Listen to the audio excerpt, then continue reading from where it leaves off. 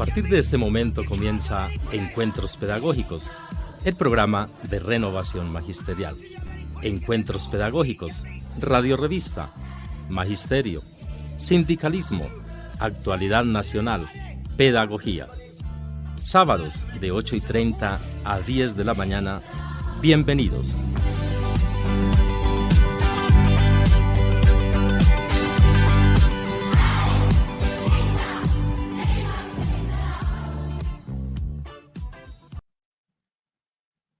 Siendo las 8:30 de la mañana, abrimos Encuentros Pedagógicos, la radio revista de renovación magisterial.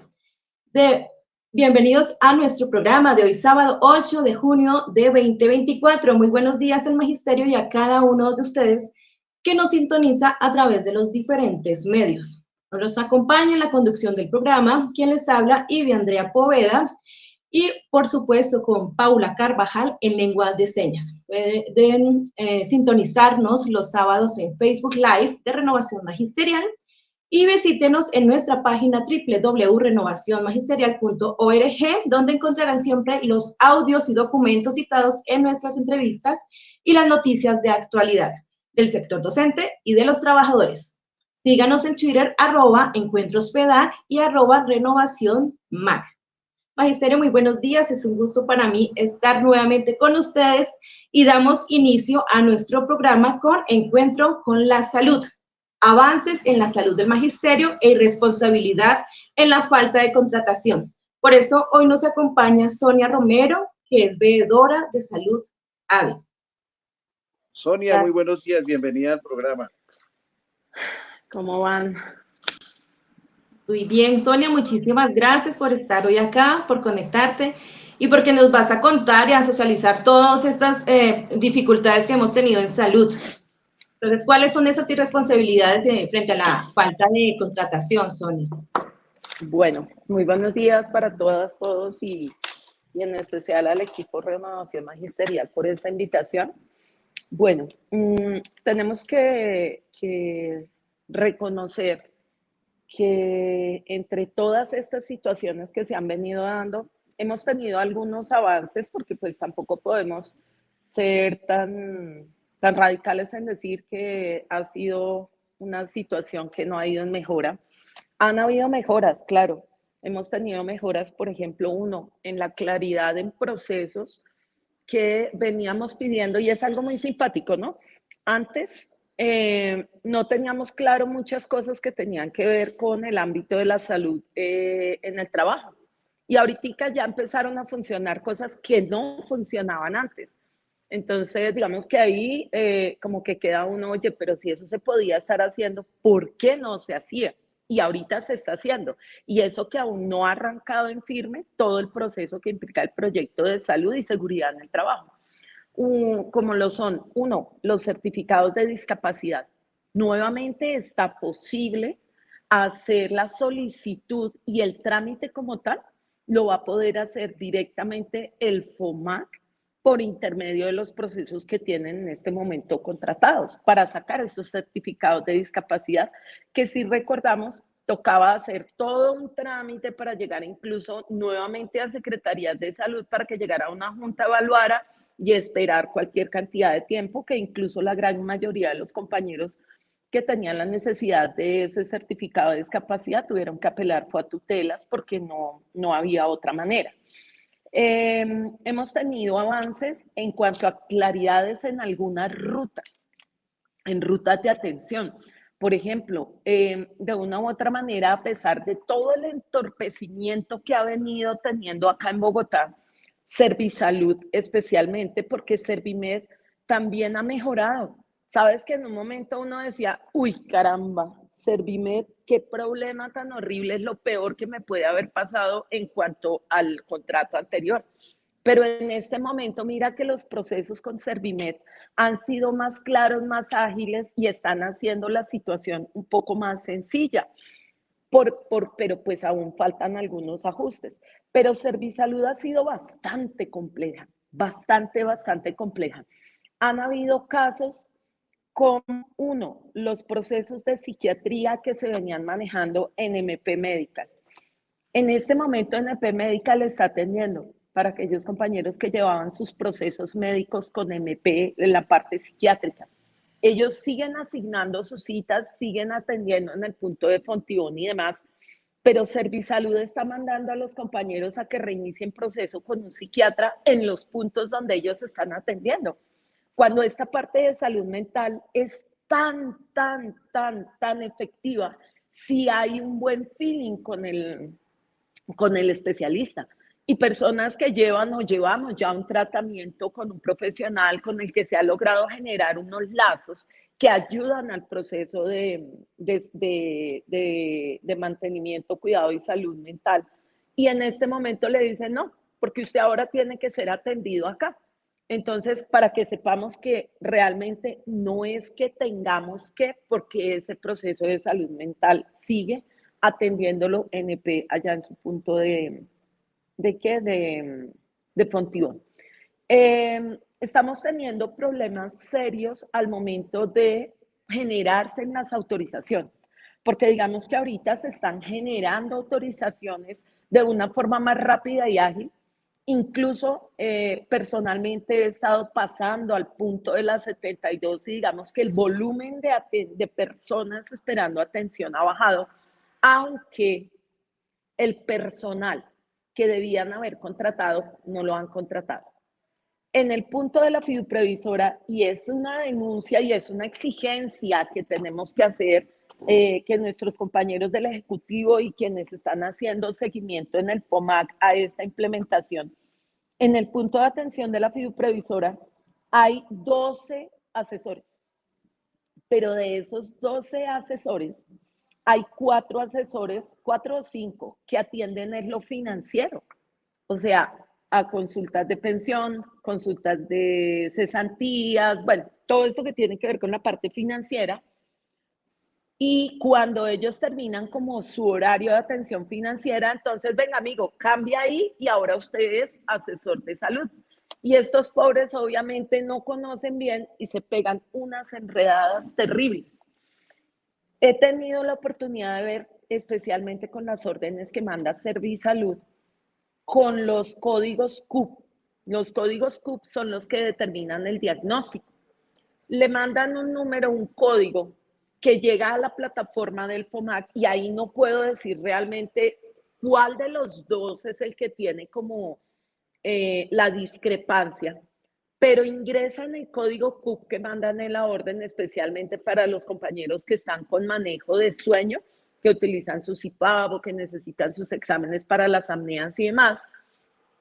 Y resulta que lo ingresan y la plataforma dice que ese código no existe. Entonces ahí pues realmente no sabemos, no puedo saberlo yo porque no conozco realmente cuál será el problema, pero es un problema que se ha venido presentando con los códigos CUP que asignan. Lo otro que se ha venido dando cuando generan las autorizaciones.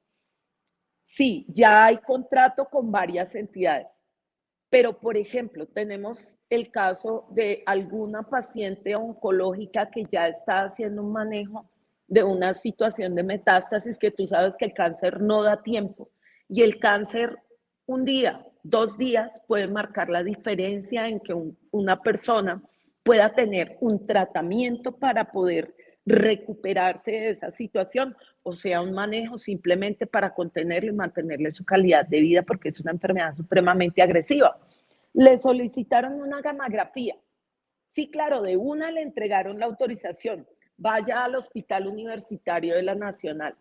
Listo, se hizo el proceso porque hay que reconocer, el Hospital Universitario de la Nacional está trabajando full. O sea, la atención prioritaria, los exámenes, las direcciones que están mandando para especialidades, ellos están siendo muy diligentes. Pero les mandan unas órdenes para una gamografía y allá contestan, aquí no tomamos gamografías. ¿Dónde está el teléfono roto? Nos están dando órdenes como para decir, vaya que sí le estamos dando, pero no tienen claro qué servicios son los que tienen los hospitales, porque por lo menos en este caso puntual no es que el hospital le dijera, es que la gamografía no está contratada, no, es aquí en nosotros no tenemos cómo con equipo, con especialistas, tomar ese examen. ¿Qué otro problema complejo estamos teniendo puntualmente con los pacientes trasplantados? Los pacientes trasplantados son unos pacientes que requieren una continuidad en su manejo. No es solamente ya le coloqué el órgano que necesitaba o le hice el tratamiento de células madre que necesitaba, o bueno, todo lo que tiene que ver específicamente con el manejo de estos trasplantes, sino que posterior a eso requieren un sostenimiento con unos medicamentos especializados, unos controles, unos exámenes, unas imágenes, y eso se está cortando. En especial, ¿qué entidad lo está cortando? Y tengo que decirlo abiertamente porque, reitero, no sé si es en realidad que aún FOMAC no ha legalizado la firma de contrato y sigue manteniendo las cartas de intención, o es la entidad a la cual ya le autorizaron el proceso y quiere ponernos a dar vueltas y está entorpeciendo el proceso, jugando con la vida de las personas. Porque es que acá no jugamos con un negocio, jugamos con la vida. Y la Fundación Cardioinfantil no los está atendiendo. No, aquí nosotros no tenemos contrato con el FOMAC. Entonces, ahí no sabemos cuál de las cosas son, cuando dentro de la misma comunicación que nos envía el FOMAC nos dice, sí, la cardioinfantil está dentro de los prestadores. Entonces, digamos que esos problemas los hemos seguido teniendo y no nos dan solución clara. Hay momentos en algunas situaciones en las que van los compañeros a la atención en la que nosotros llamábamos anteriormente que se iba uno solo para accidentes de trabajo, en el COAL, en la Clínica de Ortopedia de Accidentes Laborales, y no es claro si sí o no. ¿Por qué? Porque algunos llegan, sí les atienden, otros llegan, no les atienden. Entonces no sabe uno realmente qué está pasando. Reconocer la diligencia que se está dando en el Hospital de la Samaritana. En el Hospital La Samaritana, las remisiones que llegan, ellos están atendiendo y están siendo muy diligentes con el servicio. En Oncolife están haciendo el manejo, están haciendo el tratamiento. Es entendible que cuando un paciente oncológico o un paciente de complejidad llegue a un punto, la institución sea tan responsable que mire primero todo su proceso, su historia, antes de ellos tomar el tratamiento. Pero lo que no se entiende es por qué razón, si un paciente ya viene manejado por hematología, hemato-oncología, llega a Oncolife y lo atiende un médico general, para que él determine si sí va o no va a hematología. Si ya viene con un proceso de hematología, pues hombre, saltemos ese proceso y arranquemos por donde debe ser. Entonces, esa situación. Estamos presentando algunos inconvenientes con el Hospital San José y más que todo con el San José Centro. San José Centro dice que no tiene autorizados manejos. Sabemos que hay una circular 2 en la cual de una u otra manera están diciendo, su merced, los maestros cargamos con un SOAT que, a diferencia del SOAT, el SOAT nosotros sabemos que tiene unos topes. Se acaba el valor del SOAT y el paciente entra a ser atendido por la EPS. Pero nosotros tenemos un SOAT que no tiene fondo de decir hasta aquí llegó, no lo puedo atender más porque no me van a pagar. No, sí le van a pagar. San José Centro, conociendo ya las limitaciones que no tiene la atención de salud del magisterio, está negando las atenciones. Está diciendo que no tiene contratación. Y eso sí, para mí sería importante que nos lo aclarara Fidu Previsora, si es que en realidad no ha firmado contratos. ¿Por qué razón? Tuvimos una audiencia pública con 2 representantes en el Congreso hace, no recuerdo bien si fue ya hace casi 20 días, en la que quedaron acuerdos por parte de un funcionario que iba en representación de la fiduprevisora, que estuvo la persona que representa a Supersalud y quedaron de empezar a tomar acciones. Pero ¿qué acciones hemos visto? Lo único que vimos fueron unos videos de denuncias que no dejaron entrar al hospital. Por favor, eso ya lo habíamos hecho los veedores. Ya nosotros lo habíamos denunciado. ¿Qué ha pasado después de eso? O sea, aquí hay una situación que la verdad yo personalmente busco justificación de en dónde está el eslabón roto de la cadena. Y no lo veo, no lo veo. No sé si tú lo logras ver en algún lado. Es complicado, pero, Sonia, porque son muchos puntos que están abiertos y que están rotos. Y que nosotros como usuarios quedamos como, y lo que tú me decías ahora y que me preguntan mucho es los pacientes oncológicos, ¿no? Que es la preocupación, y tú señalabas los pacientes trasplantados igualmente. De verdad, Sonia, qué informe, muchísimas gracias. Desafortunadamente tú sabes que aquí los tiempos son como muy medidos, pero muchísimas gracias por este informe, porque es que el tema da para seguir señalando situaciones y si bien comenzaste con esas mejoras que hemos tenido, pero las problemáticas siguen, avanzan y nosotros estamos inmersos en todo esto. Sí, pues ya para cerrar, lo único que sí es importante llamar a los compañeros es, este modelo es muy, muy bueno, pero debemos exigirle a quien hay que exigirle. El problema en realidad no fue de la estructura del modelo, el problema ha sido de la forma como la entidad encargada de implementarlo no lo ha querido hacer de la forma más rápida y diligente. Y nada, invitarlos a que cualquier cosa, todos los compañeros saben que todos los que somos veedores de salud y nuestra organización, la ADE y nuestra federación, FECODE, están ahí para escuchar, para ayudar y para atender todo lo que necesiten, porque en ningún momento nos han dejado solos. Qué bien. Ese cierre estuvo perfecto. Muchísimas gracias, Sonia. Maravillosa el informe, de verdad. Siempre bienvenida. Muchísimas gracias a ustedes por invitarme y nada, ahí ustedes, cualquier cosa en que podamos servir y colaborar, esa es la misión que tenemos como líderes sindicales. Así es. Muchas gracias, Sonia. Vale, con todo gusto. Bueno, entonces seguimos aquí en nuestro programa de renovación magisterial con Encuentro con Canapro.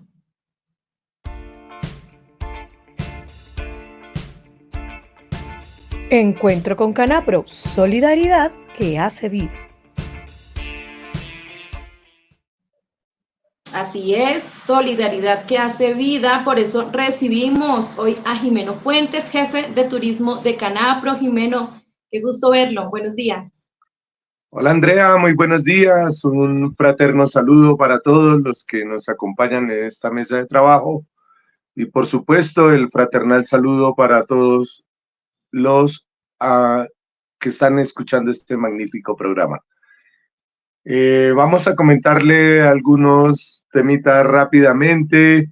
Recuerden que la cooperativa tiene unos detalles, unos elementos súper claves para nuestros asociados.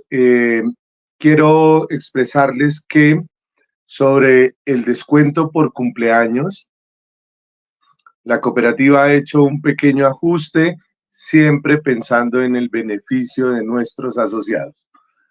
El ajuste es que, bueno, hemos implementado un plan de contacto, de darles una llamadita y felicitarlos por el cumpleaños, y especialmente hemos adaptado o ajustado que es a partir de la fecha del cumpleaños tenemos un súper descuento para las reservas que se hagan en el centro vacacional 30 días a partir de la fecha del cumpleaños, 30 días calendario. Aquellos que cumplen, por decir algo, a partir del 20 de junio tienen hasta el 20 de julio para hacer uso de nuestro detalle de cumpleaños, que es un super descuento. También quiero mencionarles que la cooperativa hace esfuerzos ingentes y unas acciones concretas para cuidar y proteger el medio ambiente. Les comento que en Guaré nosotros ya tenemos implementado un sistema de paneles solares espectaculares que verdaderamente hacen que pequeñas acciones cuiden y protejan nuestro planeta.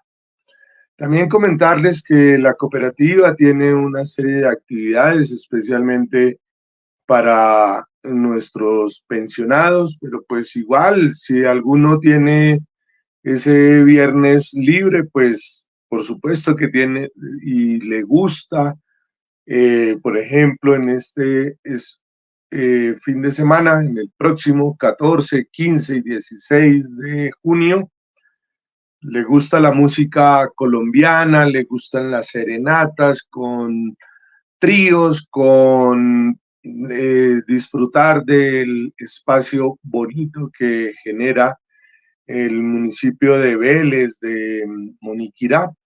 Pues entonces la cooperativa le tiene una salida espectacular donde nosotros les incluimos el transporte, el alojamiento y, reitero, por ejemplo, una serenata con el rescate del folclore, la música colombiana.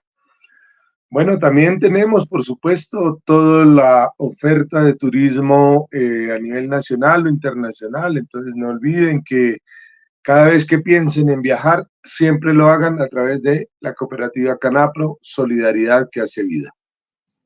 Así es, Jimeno, muchísimas gracias. Canapro, Solidaridad que hace vida. Exactamente, tenemos múltiples opciones para estas vacaciones y para esta mitad de año. Yo creo que pronto un director hará uso de este bono de cumpleaños. Maravilloso, maravilloso. Bueno, seguimos entonces con Encuentro con los Trabajadores. Colombia en la lista de la OIT y el oportunismo de la ANDI.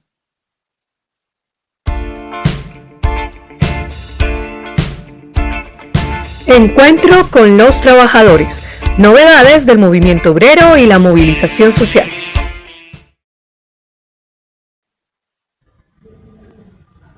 En la conferencia de la OIT en Ginebra este año, el empresariado reunido en la Organización Internacional de Empleadores, promovido obviamente desde Colombia por la ANDI, la Asociación Nacional de Empresarios Colombianos, lograron que en la lista de los 24 países que son llamados todos los años a descargos en la Comisión de Aplicación de Normas, fuera convocada Colombia para que explicara el presunto incumplimiento del convenio 159.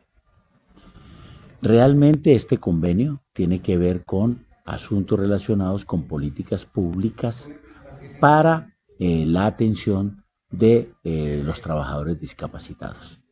Si hay alguien en Colombia que verdaderamente se resiste a vincular personal en esas condiciones, es más, cuando se enferman los despiden prontamente, inclusive pasando por encima de la estabilidad laboral reforzada, son los empresarios colombianos. Y aquí empiezan entonces a haber una serie de situaciones que muestran de una parte el oportunismo y la doble moral de la ANDI en Colombia. Frente a eso, pues el gobierno contestó, obviamente de manera oportuna y satisfactoria. Lo hizo además el viceministro de Trabajo, de Empleo y Pensiones, el doctor Iván Daniel Jaramillo, que además es una persona discapacitada, que muestra evidentemente de que Colombia en ese marco no tiene ninguna discriminación y que por el contrario diseña políticas encargadas exactamente de atender a esa población. Entonces Colombia no solamente ha venido cumpliendo con vincular personas discapacitadas, sino que ha hecho grandes esfuerzos y lo ha hecho este gobierno. Lo tiene contenido en el Plan Nacional de Desarrollo, pero lo que es más importante y significativo, tiene artículos relacionados con la estabilidad laboral reforzada y con la vinculación de personal discapacitado para que las empresas lo hagan, es decir, de promoción de empleo de esas personas en la reforma laboral. Y aquí es donde la posición oportunista y de doble moral de la ANDI queda plenamente revelada. Es decir, no solamente despide a los trabajadores que están en esas condiciones, no los vincula, sino que adicionalmente la posibilidad de atenderlos de mejor manera, ¿sí?, está contenida tanto en la Plan Nacional de Desarrollo como en la reforma laboral. Y resulta que se han venido oponiendo sistemáticamente a la reforma laboral. De tamaño cinismo, no habíamos escuchado hace mucho tiempo situaciones aquí en la conferencia de la OIT. Pero bueno, todo está por verse. Por fortuna, en la conferencia y en la Comisión de Aplicación de Normas, poco eco hicieron de esa pretensión de los empresarios para que se pudiera exactamente sancionar o llamar la atención al gobierno colombiano. Por el contrario, tanto la excelente intervención del viceministro Iván Daniel Jaramillo, como las excelentes intervenciones de los trabajadores de varios países, pero especialmente la intervención del vocero de Colombia en esta oportunidad aquí en la OIT, el compañero Percio Yola de la CGT, develaron exactamente esta posición de los empresarios que solo vienen a la OIT a hacer ruido contra el gobierno de Colombia, buscando entonces ya no solamente una opinión nacional como lo hacen en Colombia, sino una oposición internacional de presuntamente un gobierno que no quiere a los trabajadores, nada más lejano de la realidad, y por eso no dudamos en decir que todo lo que hicieron no tuvo eco en la OIT, puesto que es absolutamente mezquina la posición del empresariado, es absolutamente traída de los cabellos. Podríamos decir que la ANDI vino aquí por lana y salió trasquilada, puesto que obviamente no logró un eco importante o una receptividad de parte de la Comisión de Aplicación de Normas para pensar exactamente que a Colombia se le pudiese llamar o inclusive sancionar por estas circunstancias. Desde el movimiento sindical y de la Central Unitaria de Trabajadores, queremos decirle entonces que ha fracasado la estrategia del empresariado de tener resonancia internacional con un asunto que verdaderamente este gobierno se ha cumplido. Debo decir que las situaciones sobre las cuales se hablan en las quejas ante la OIT son del gobierno de Duque, pero el empresariado, además sabiendo eso, y esta es otra de las posiciones que oportunistamente utiliza, pues ha querido castigar a Colombia sobre eso. Hace parte, sin lugar a dudas, de la estrategia, ya no solamente nacional, sino internacional, de darle el golpe de Estado al gobierno colombiano. Rechazamos y condenamos esta posición de la ANDI por oportunista y de doble moral.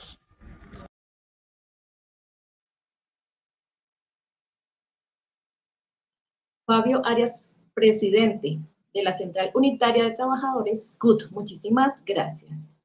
Y por supuesto vamos a nota del director. La educación, un negocio que la corrupción quiere garantizarse.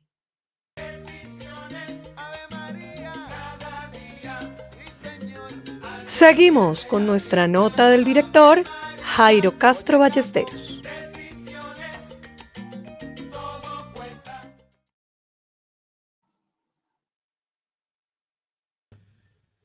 Muy buenos días al magisterio y a la comunidad educativa que nos ven y nos siguen por Facebook Live de Renovación Magisterial al programa Encuentros Pedagógicos. Hoy la nota del director se intitula La educación, un negocio que la corrupción quiere garantizarse.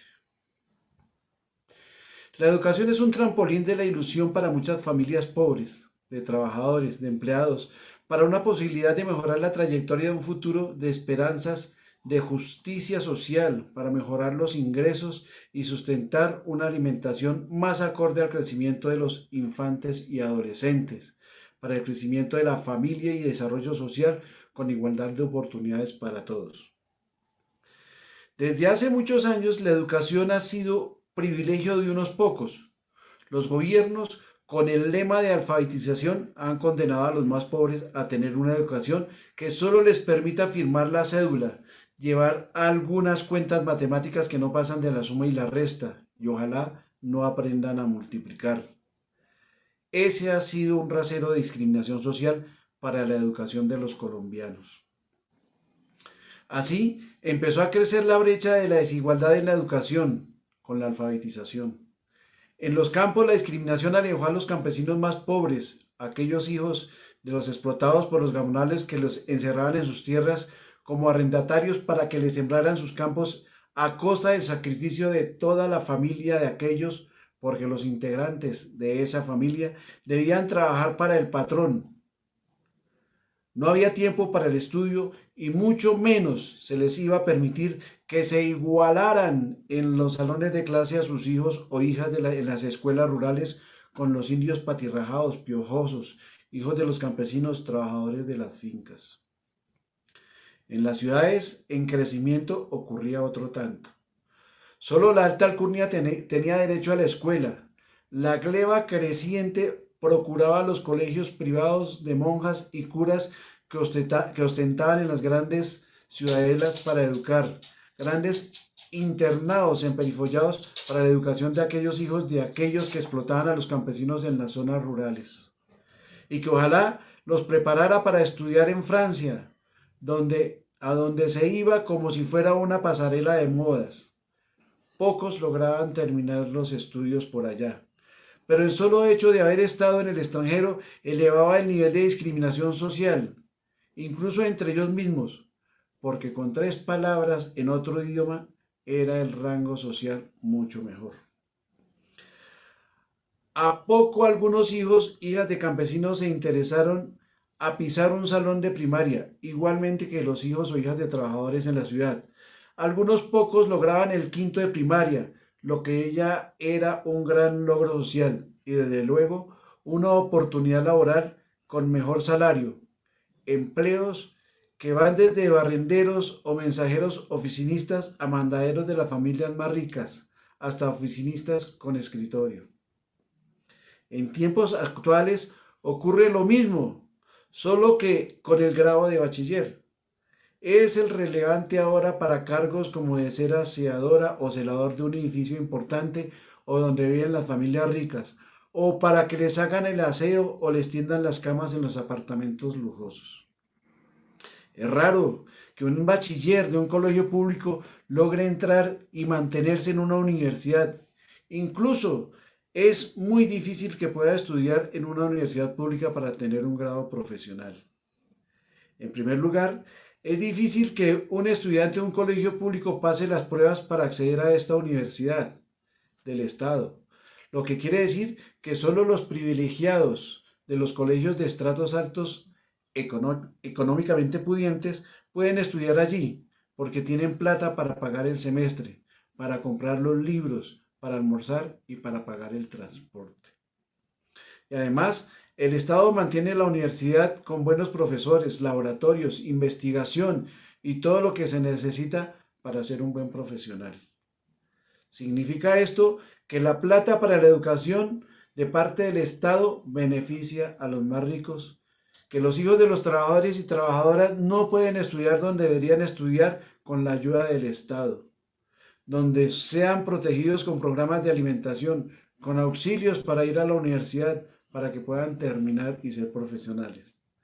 Para ello, es importante en primer lugar que a los colegios públicos llegue la plata para una educación sin discriminación, que garantice los derechos de una buena educación que le permita llegar a la universidad con los conocimientos adecuados para su desarrollo educativo, social, en igualdad de derechos, sin discriminación. Para todo eso, se ha luchado por una ley estatutaria que permitiría cerrar las brechas de la desigualdad educativa y social en que se enmarca la educación colombiana. Pero ha podido más la avaricia de los corruptos para quedarse con la plata de la educación, inventándose bonos o vouchers educativos que llevarían a la educación a la privatización y agudización de la discriminación social, dejando a los más pobres sin las garantías para una educación igualitaria y sin discriminación, a costa de convertir la educación en un mercado. Al igual que antes, la discriminación y odio de los más ricos y más corruptos hacia los pobres se vuelve a hacer presente en los senadores del Centro Democrático que han hecho de la propuesta de una educación igual para todos con los recursos del Estado, se convierta en un negocio solo para ellos. En la Ley Estatutaria de Educación que cursa en el Senado de la República, donde se pretendía garantizar los derechos para la educación de los colombianos, con los cambios hechos a esta reforma en primera instancia del Senado, se desvirtúa totalmente la esencia del derecho fundamental a la educación para los colombianos. Estaremos en las calles defendiendo la educación pública. Si hay que ir al paro, vamos al paro. Nos vemos dentro de 8 días en otra nota del director. Así es, señor director, vamos al paro. Muchísimas gracias, Jairo Castro Ballesteros, delegado del Magisterio de Bogotá, al Comité de Formación Docente. Continuamos ahora con 8 y 9 de junio, vigencia de la lucha y programas de los movimientos estudiantiles. Por eso el día de hoy nos acompaña Carlos Mosquera, quien es dirigente estudiantil. Carlos, muy buenos días. Andrea, muy buenos días, ¿cómo estás? Un saludo para el programa Encuentros Pedagógicos, a los maestros, estudiantes, de toda la comunidad educativa que nos ve el día de hoy. Perfecto, Carlos. Bueno, cuéntanos entonces los programas y movimientos estudiantiles. Sí, pues, efectivamente, hoy conmemoramos una lucha de décadas, de siglos, de los movimientos estudiantiles a nivel nacional, pero también internacional. La reivindicación puntual sobre las masacres que se han perpetrado contra los estudiantes, en su momento el 7 de junio de 1929 contra el estudiante Gonzalo Bravo Pérez, y en el 54 contra el estudiante Uriel Gutiérrez, el 8 de junio, y posteriormente el 9 de junio contra 2 estudiantes que se movilizaban en protesta por el asesinato que se perpetró contra Uriel Gutiérrez.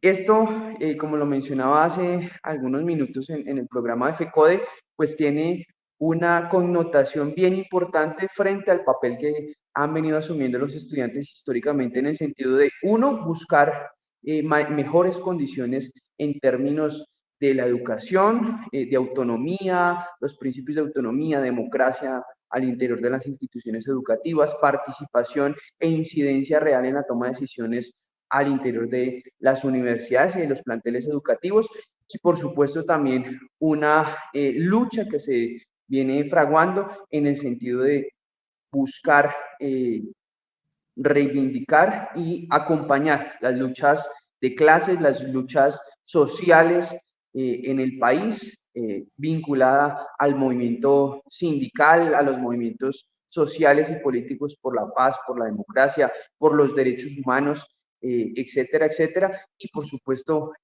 hoy tenemos en la coyuntura de la Universidad Nacional, por ejemplo, pero en otras diferentes luchas que se han venido fraguando en los últimos años, desde el 2013 con la MANE, el 2011, perdón, el 2018, el estallido social en el 2020, 2021, en donde los jóvenes pues fueron los protagonistas, los estudiantes protagonistas de las movilizaciones sociales y de las reivindicaciones por una propuesta de un nuevo país, por una propuesta que atienda las necesidades sociales, que atienda lo que debería ser el deber ser, valga la redundancia, de la educación pública, pero también de la toma de decisiones, de el desarrollo propiamente en términos de la democracia, de el país como tal, de la política y de la economía.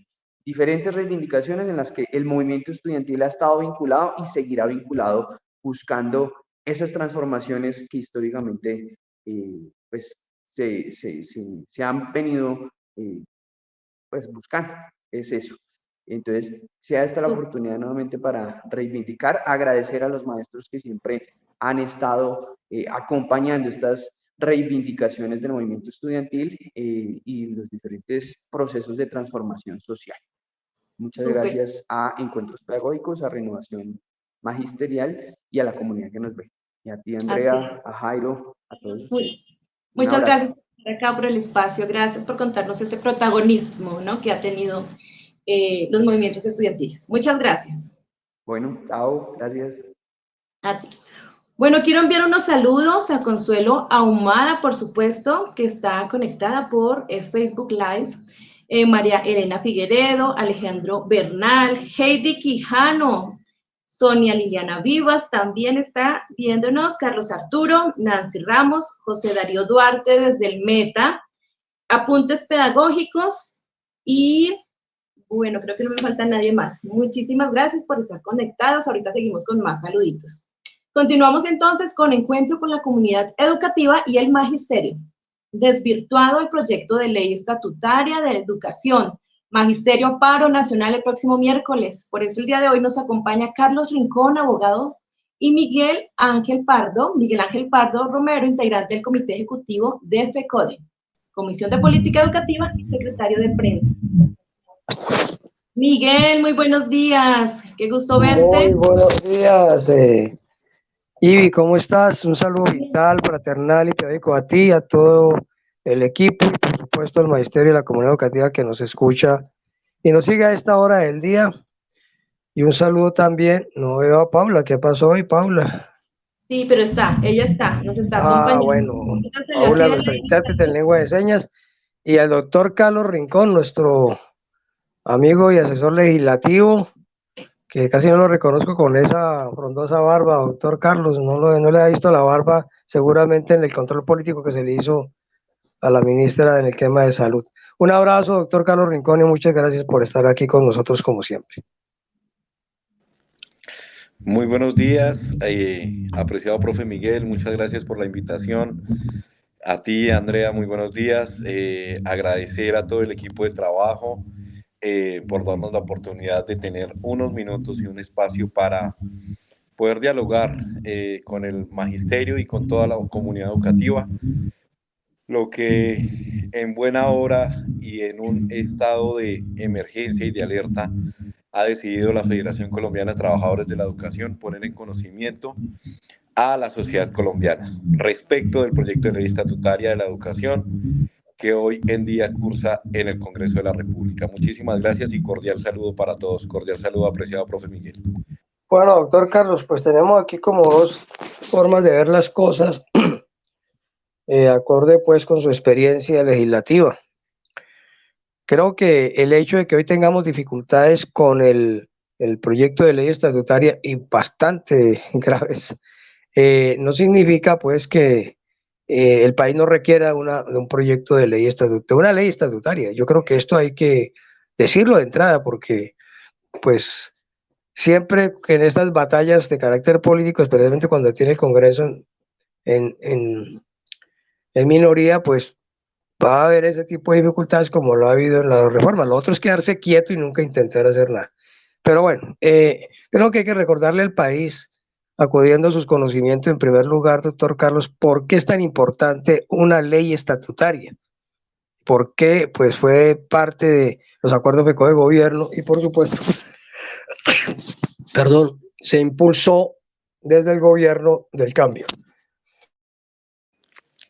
Sí, señor. Bueno, lo primero sea decir que durante los últimos 30 años, la Ley 115 de 1994 dejó digamos, una obligación para el legislador colombiano, para la rama legislativa y, por supuesto, para la rama ejecutiva, que con la Constitución del 91 le da facultades al gobierno nacional para presentar iniciativas de ley de desarrollar el derecho fundamental a la educación. ¿Por qué? Principalísimamente porque, como ya sabemos, hay muchos sectores que han intentado desconocer que la educación es un derecho fundamental y llevarlo al plano de un servicio público esencial, ni siquiera reconocer que es un servicio público con función social como lo establece la propia Constitución en el artículo 67, sino llevarlo al plano de servicio público esencial.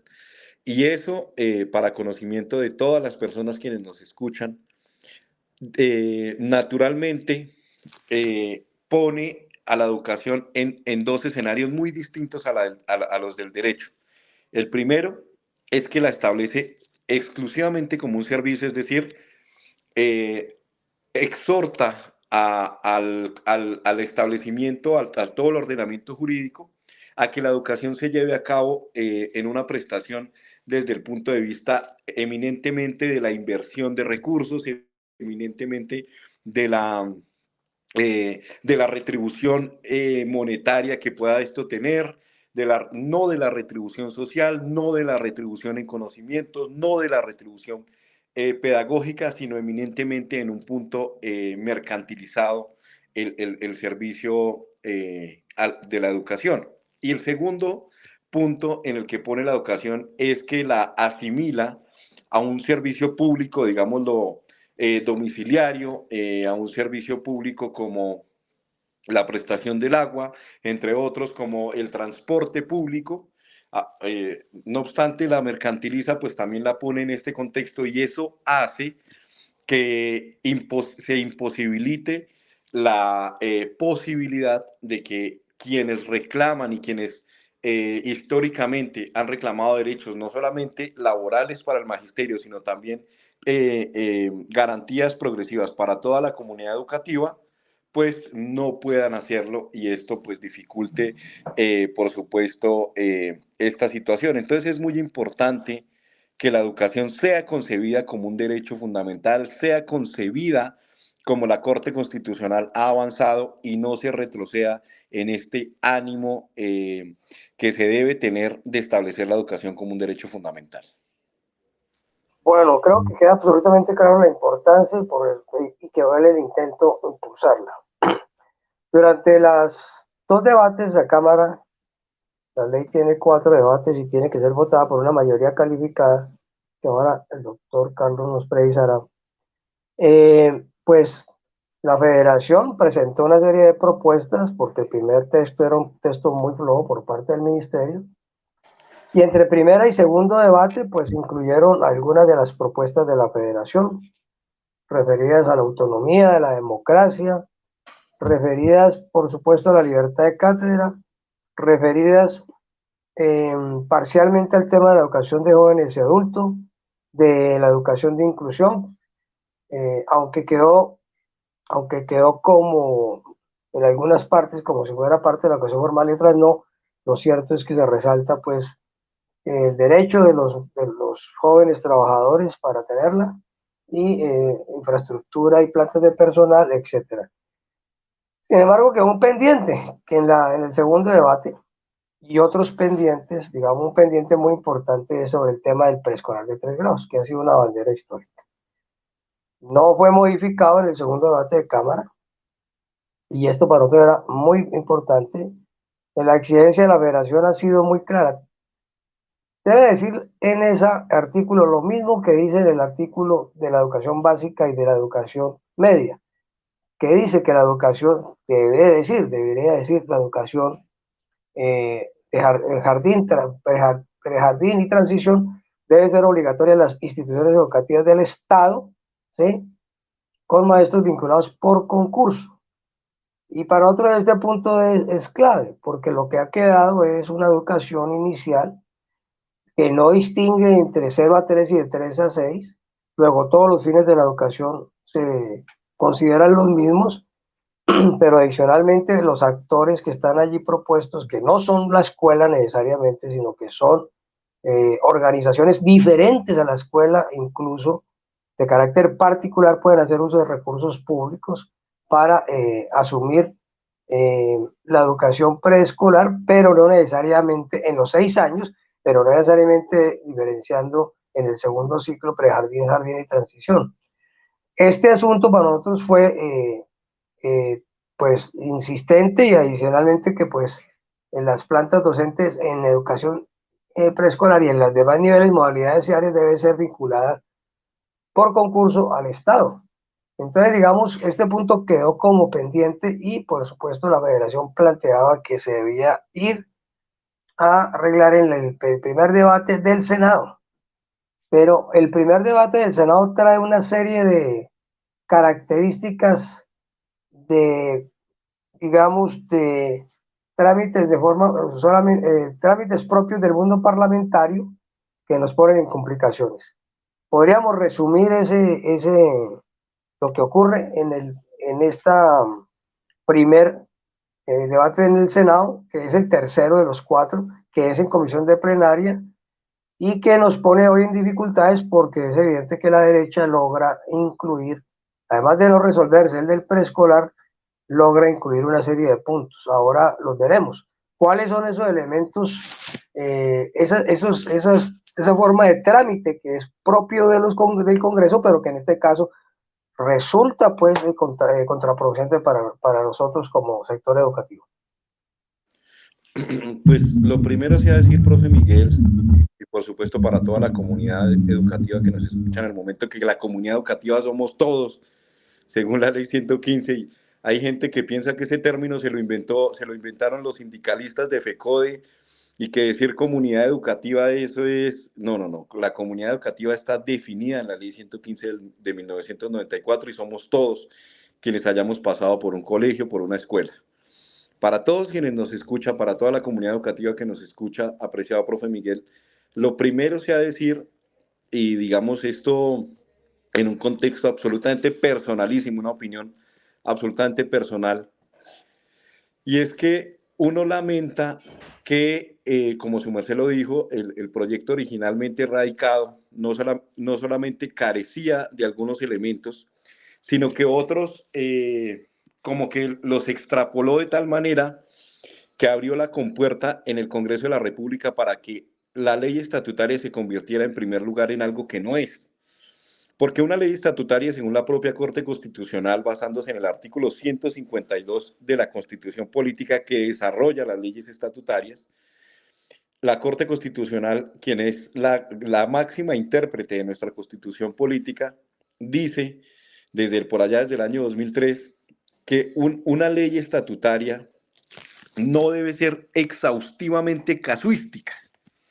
O sea, al ser exhaustivamente casuística, poner tan exhaustivamente cada punto, pues eso abrió la compuerta para que en el debate, en cumplimiento del principio de consecutividad, pues claro, se le quisiera meter de todo a ese proyecto de ley estatutaria.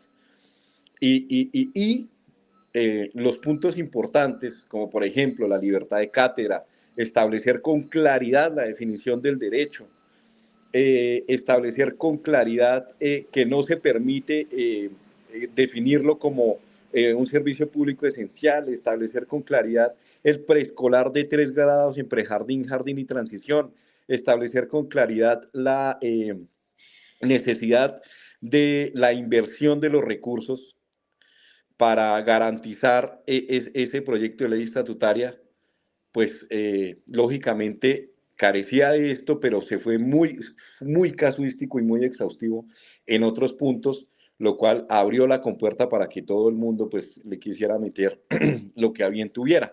Y en esto pues yo quiero, por ejemplo, hacer, profe, una denuncia, porque nosotros, y digo nosotros porque hablo no solamente en nombre propio, sino con mi compañera Diana Barrera, ex asesora de FECODE también, quien su merced y yo lo sabemos es una economista brillante, pusimos en una bancada multipartidista que dirige una señora o señorita llamada Vanessa, pusimos sobre la mesa estos puntos desde los debates de Cámara.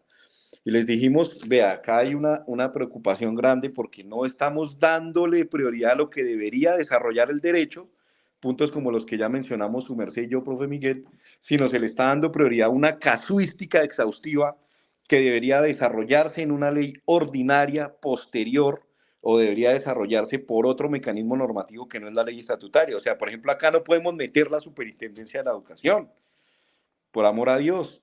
Acá no podemos meter todo este tema de evaluación docente porque hay una comisión tripartita que se debe encargar del estatuto de la profesión docente y allá es el escenario donde se debe evaluar.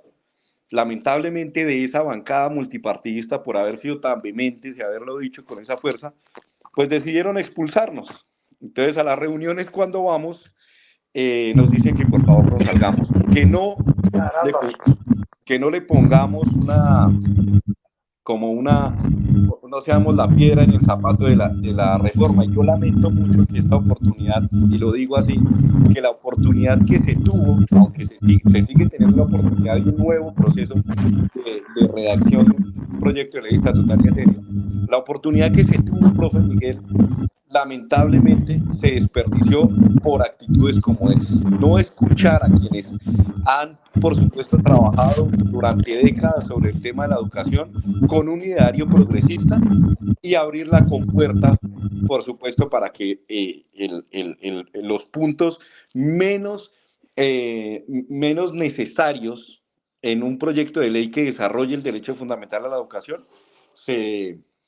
sí se incluyan. Entonces, temas, y hay que decirlo, digamos, con nombre propio, temas como la educación inicial, eso ya tiene su ley, profe Miguel.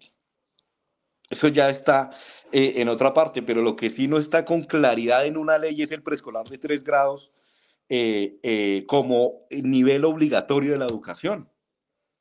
Entonces, ¿por qué sí meter lo que ya está desarrollado y no incluir lo que sí debería desarrollarse y lo que ha sido, digamos, un acuerdo de Estado con la Federación Colombiana de Trabajadores de la Educación?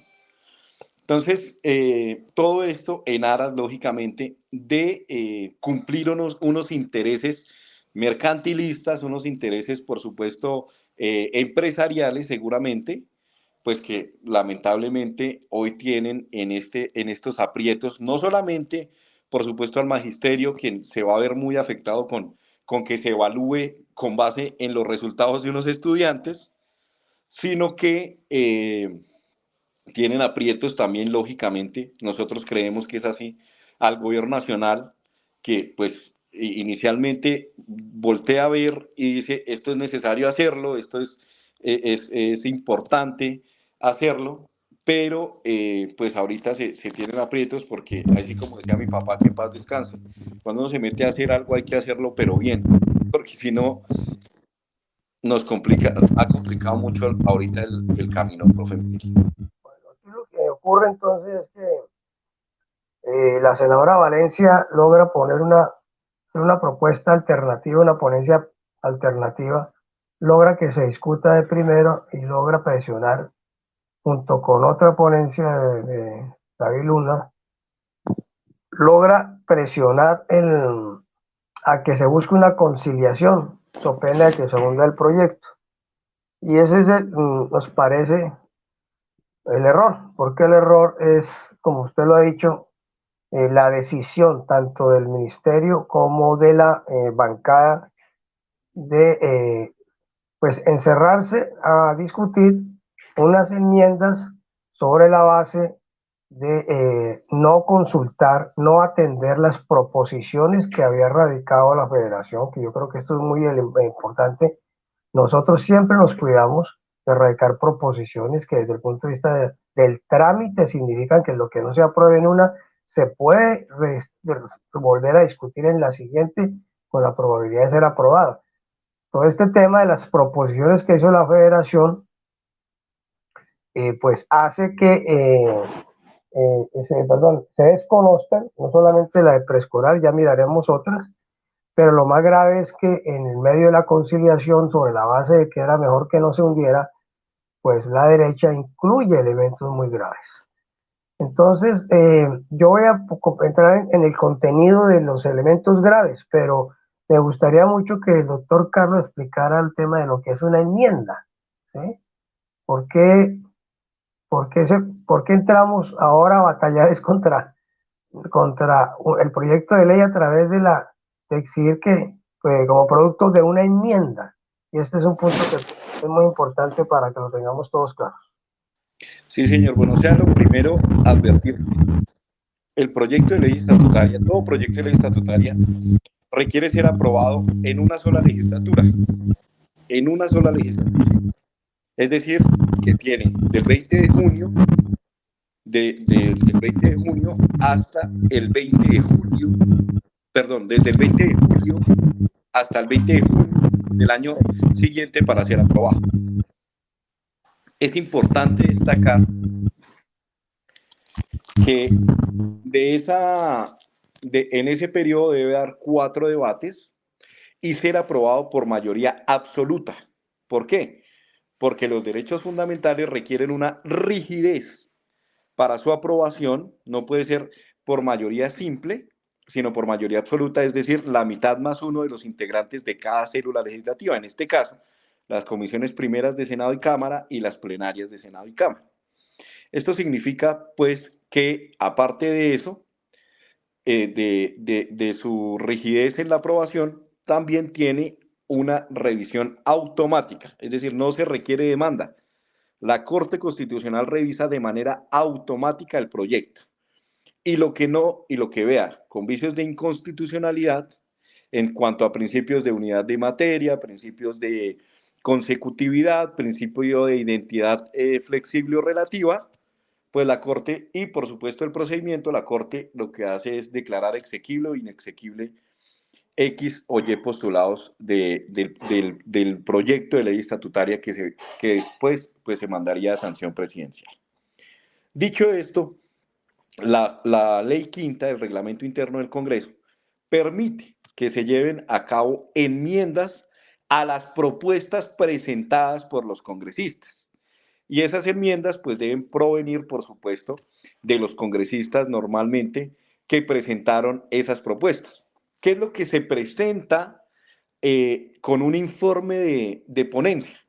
Lo que se presenta es una proposición final con que termina la ponencia y es decirle a la comisión o a la plenaria, decirle, yo o X senador o X congresista le propongo a la honorable comisión debata el siguiente texto propuesto.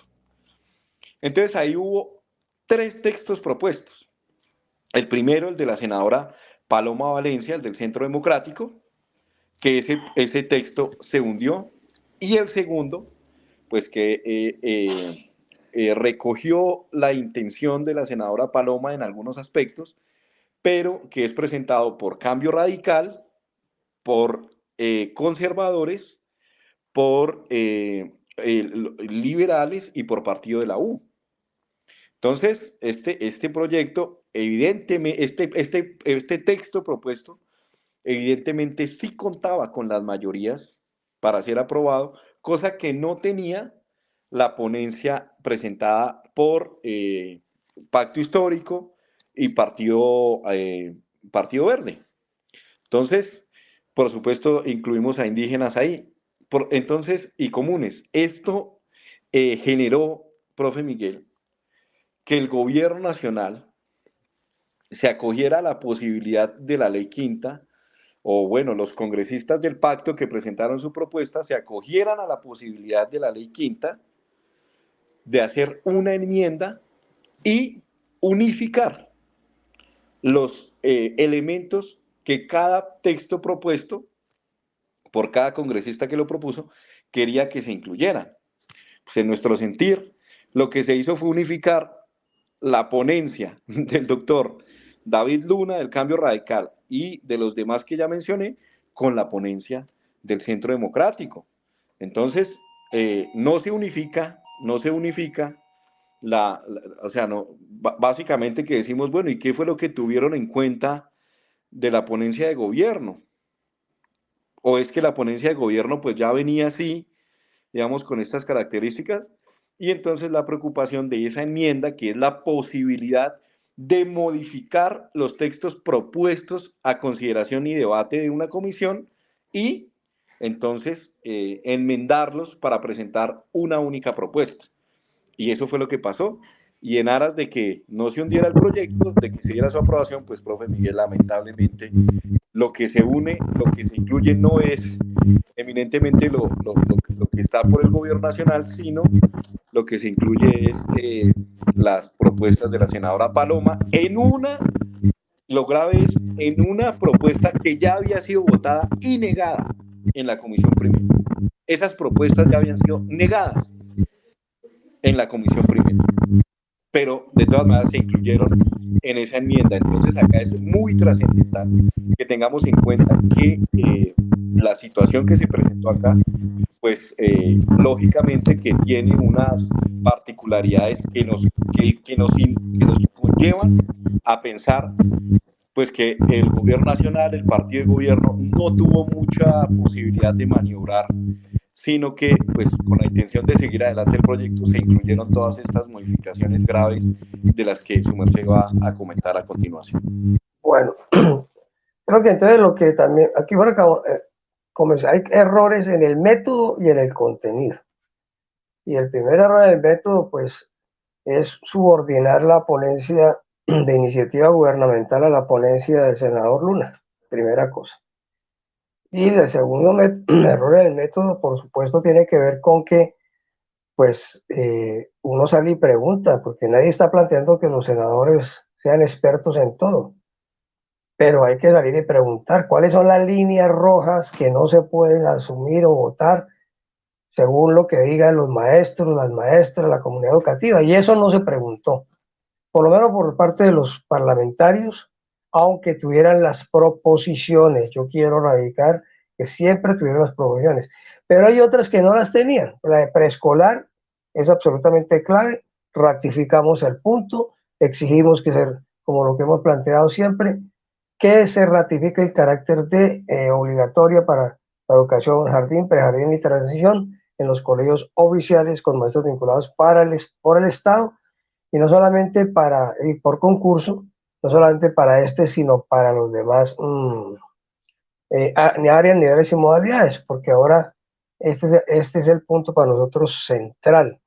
Y lo que queda allí, lo que está allí en la de Valencia Paloma, es la posibilidad de que no se defina que hay prejardín, jardín y transición, que la educación se diga que simplemente es inicial, que hay 2 ciclos pero no determina el segundo, que instituciones que no son de educación puedan asumir la educación con recursos públicos, que pueden ser privadas, que pueden debilitar la escuela, que pueden ser sobre la base de vincular maestros sin concurso, terciarizarlos, es decir, pagarles lo que les venga en gana, y allí se acaban todos los derechos. Todo esto, pues, esto debía corregirse, no se corrige, y hay otros errores que se aceptan de las ponencias de Paloma y de Luna, que tiene que ver con la evaluación.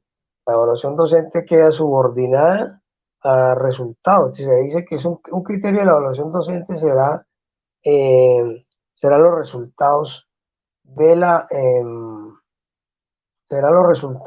prueba de los resultados de los estudiantes de las pruebas de estado.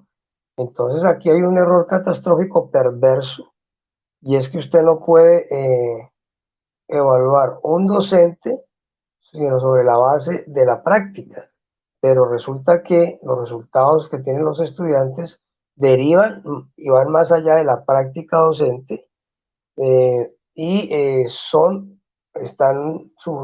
sujetas también a factores asociados que los que deben garantizarlo son el Estado.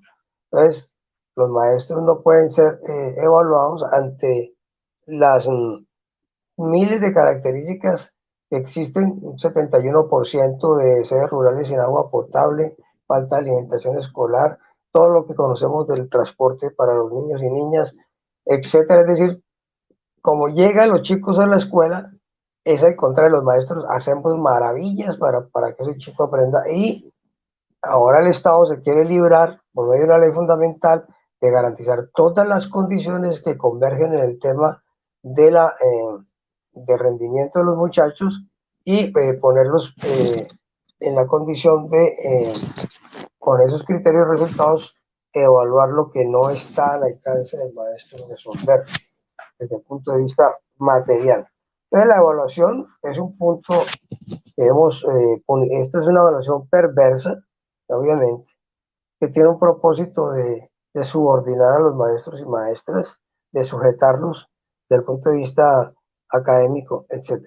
Entonces, ahí hay 2 puntos. Un tercer asunto que nosotros queremos mencionar es el tema de la educación terciaria que se crea. Y esta educación terciaria que se crea incluye educación para el trabajo, educación formal, informal, una serie de asuntos, y incluye la educación superior. Creo que este punto, la gravedad del asunto reside en que nunca se discutió con la comunidad educativa, con la comunidad académica. Hay unas redacciones en el texto que podrían limitar el acceso a los maestros. Hay unas redacciones que a los muchachos del colegio, a la universidad. Hay unas redacciones que implican una interpretación sobre el tema de la autonomía que podría ser regresiva.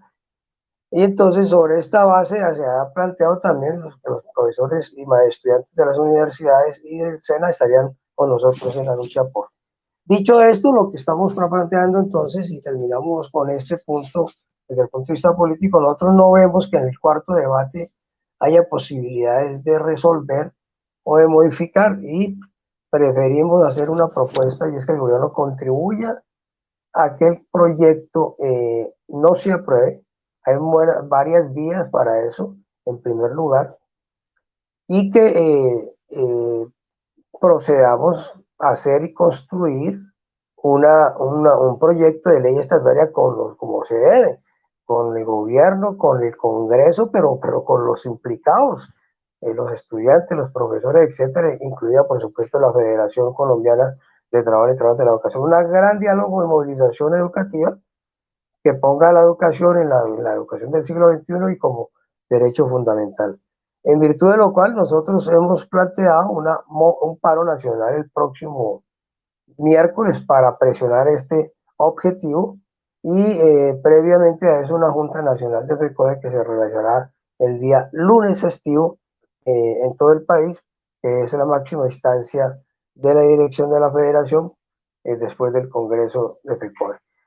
Creería, doctor Carlos, que podría usted cerrar diciendo, pues, ya desde el punto de vista no político y de la lucha sindical, pero también, pues, opiniones importantes en esa materia, pues, plantearnos desde el punto de vista legislativo si usted compartiría o comparte, o qué opina, mejor dicho, de la propuesta que ha hecho la Federación sobre el particular, para darle salida a este asunto. Pues yo creo, profe, que o sea, FECODE no toma esa decisión de manera, ahí sí, inconsulta y de manera, por supuesto, no estudiada. Con base en eso, yo lamento profundamente pues, lo que voy a decir a continuación, porque reitero que es una oportunidad para un proyecto de ley estatutaria que se perdió. La verdad se perdió porque así como va el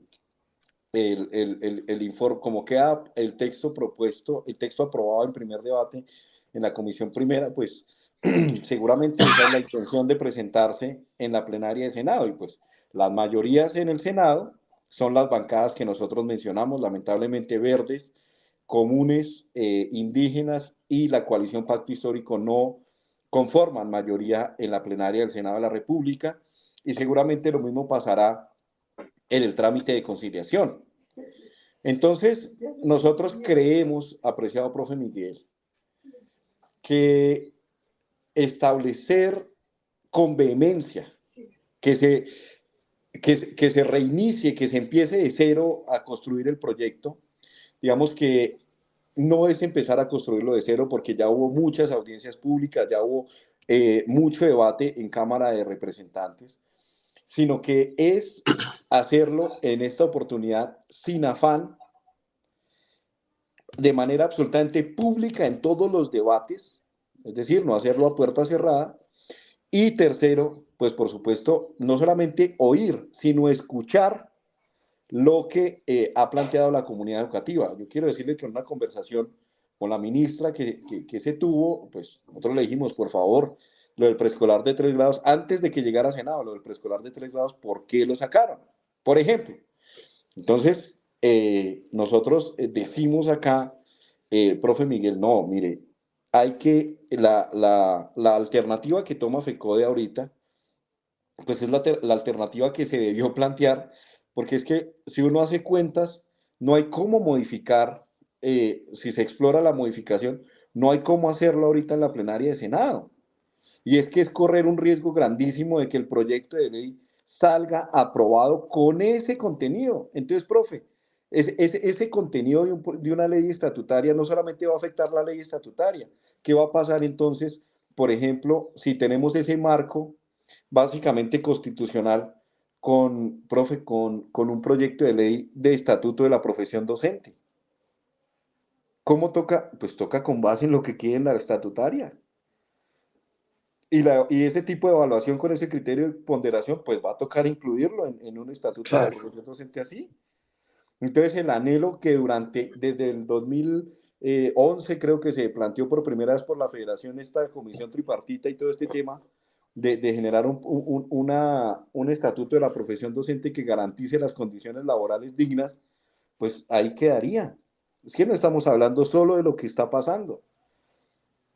Ahora, eliminaron, profe, esto es un tema que es importante decirlo y lo toco en 30 segundos, eliminaron la posibilidad de recursos apropiados para, esto estaba en el artículo 7º, en el acápite de disponibilidad o el principio de asequibilidad, eliminaron un literal que decía, los recursos de la educación deben ser apropiados para una educación adecuada, de conformidad con lo que FECODE planteó en el Plan Nacional de Desarrollo y que quedó en el artículo 365.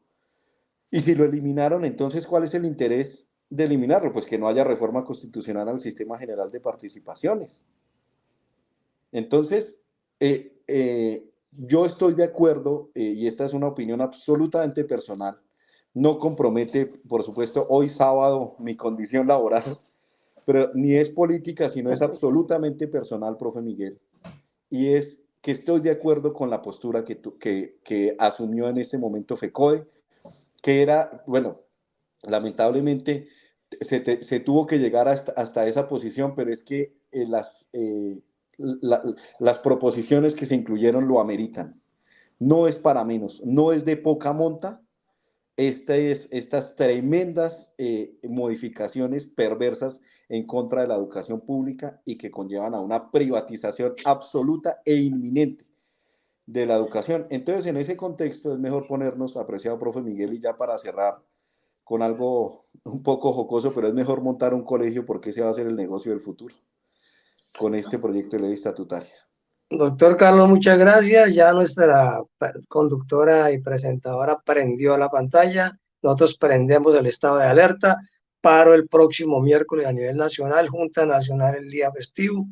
Y por supuesto estamos pues exigiendo al gobierno que en cabeza del presidente contribuya, respetando el equilibrio de poderes, contribuya a que este proyecto, por supuesto, no transite favorablemente, es decir, no transite, mejor dicho.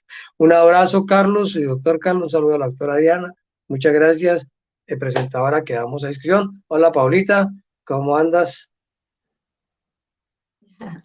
Gracias, Miguel, doctor, muchísimas gracias como siempre, bienvenido y un gusto verte, Miguel.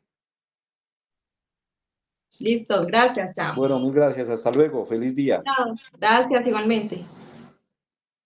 Bueno, súper, después de este conversatorio, entonces tenemos nuestro informe capital.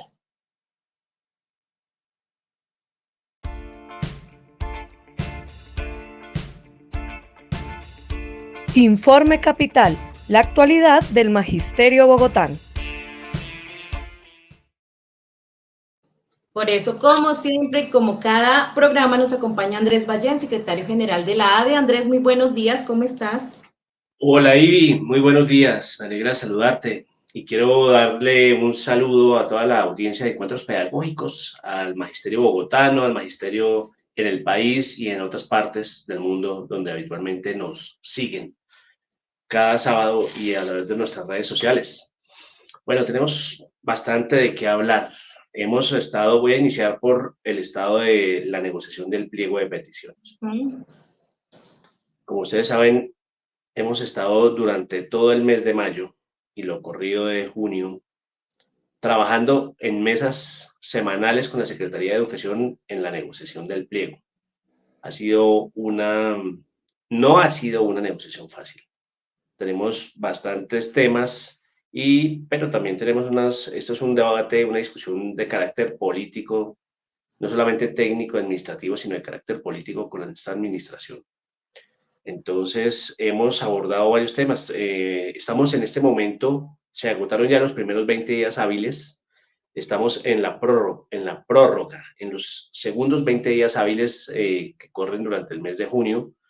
Y en estas 2 semanas hemos tratado asuntos en el eje de financiación y defensa del patrimonio público, temas como el de infraestructura. Recogimos, ustedes conocen bien, hemos recogido una caracterización de las sedes escolares, hemos preguntado en todas las latitudes de la ciudad cuáles son las problemáticas, que hay muchísimas, aunque digan que han invertido, bueno, la administración anterior hizo una inversión, esta dice que está priorizando, pero los problemas en infraestructura siguen y los seguimos presentando allí. Los presentamos de manera, entregamos un informe. Varios integrantes de la bancada sindical entregamos un informe, se está mirando cómo se puede acompasar lo que entregamos con las priorizaciones que están haciendo, pero la necesidad existe. Muestra de ello fue un video que circuló del colegio Frederick Naumann, donde cayó una parte de una cubierta y lesionó a un par de estudiantes. Y pues es realmente preocupante, dramático ver esas imágenes de cómo le cae esa parte del techo a unos niños encima. Hemos trabajado en jornada única para que haya garantías, para que podamos seguir haciéndole seguimiento a la implementación de la jornada única, porque definitivamente dejamos claro que el asunto es que la jornada única no se puede implementar sin condiciones, sin cumplimiento de los requisitos. Y allí pues vamos a tener una mesa trimestral de seguimiento, que es lo que hemos venido acordando.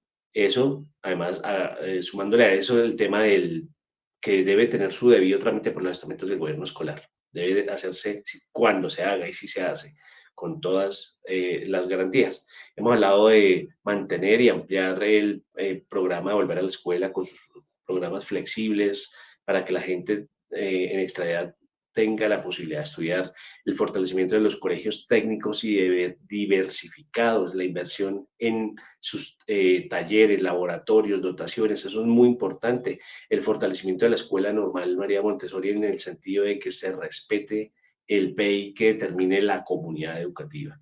Y pues hemos hablado de media técnica y de preescolar. El preescolar de 3 grados es un tema en el que nosotros reivindicamos que haya preescolar los 3 grados en las instituciones educativas del colegio atendidos por maestros, maestras pertenecientes a la planta docente del distrito. Eso para nosotros es un inamovible. Y aquí tenemos un avance importante. En la sesión de esta semana, aparte de hablar de la vinculación de auxiliares pedagógicas, personal de apoyo para la educación inicial y preescolar, hablamos de las maestras de convenios DIS. Las maestras de ese convenio con integración social. Ese es un tema muy sensible, son más de 450 maestras que están en riesgo de quedar cesantes por la terminación de ese convenio. Entonces, nosotros exigimos que si se desmonta el convenio, esa planta de personal y la matrícula completa que cubre ese programa y la planta de personal pasen a los colegios oficiales. Y además, en los puntos, la ADE pues, emitió una pieza comunicativa el jueves de esta semana, donde anunciamos que se avanzó, digamos, a manera de acuerdo en que haya continuidad de la planta global, de esa planta, de ese convenio acorde a la matrícula. Claro, somos conscientes que dependemos de la matrícula para poder mantener a estas maestras en sus puestos. Por eso es tan importante que ayudemos a buscar a los niños y niñas que segundo, que también se aplique los criterios del 2105 para que haya traslado cuando queden cesantes, que haya continuidad del convenio mínimo hasta diciembre de 2024, pero pues de ahí hacia adelante, pues que ojalá se mantenga, y si no, como decía, que las maestras pasen a atender a esa población, a esas poblaciones en los colegios del distrito y sobre todo que haya ampliación de cobertura. Bueno, voy cerrando diciendo que abordamos temas de educación rural, que se defienda la autonomía, la autonomía con la que la Mesa de Educación Rural ha tratado de modificar la resolución 1294. La Secretaría quedó de solicitarle al Ministerio que focalice todas las sedes rurales para que les amplíen sus recursos de gratuidad. Y en el tema de zonas de difícil acceso hay un asunto muy importante. El Comité Técnico y Asesor para la determinación de las zonas de difícil acceso, rurales y de difícil acceso se reúne una vez al año. Acordamos que haya 2 reuniones en el año. Una en el primer semestre, una en el segundo semestre, con visitas al territorio, en el caso de la primera, donde se requiera y por recomendación de la organización sindical. Y hay un punto que también es muy importante para nosotros, el de educación de jóvenes y adultos. Está en desarrollo, quedó pendiente, pero lo estamos pidiendo aparte de personal docente, personal suficiente administrativo y de servicios para que tengan todas las condiciones favorables para estudiar las personas que van a las nocturnas y fines de semana, que tengan el PAE en modalidad de comida caliente y que tengan, que reciban, que sean integrados en el programa de movilidad escolar en la modalidad de subsidio condicionado a la asistencia. En esa discusión estamos, eso es muy importante, es lo que hemos venido desarrollando. Y pues por último, invitarles el próximo miércoles a que nos sumemos a esa gran movilización y protesta nacional en contra del esperpento de proyecto de ley estatutaria que proponen los partidos de la derecha que nos quieren perjudicar a toda costa.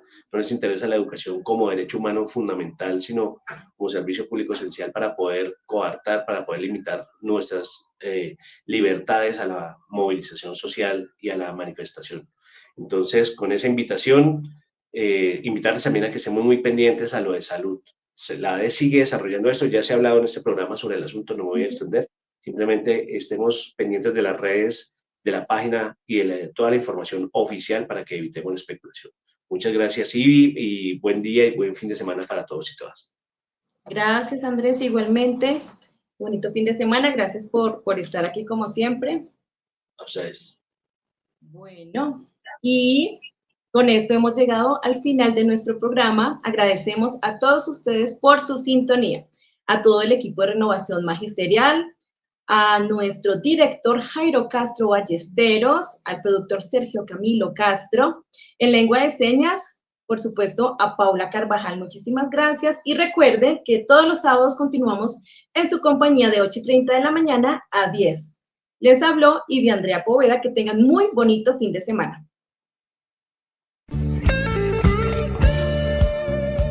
Renovación Magisterial presentó Encuentros Pedagógicos. Los esperamos el próximo sábado a las 8:30 de la mañana. Gracias por acompañarnos.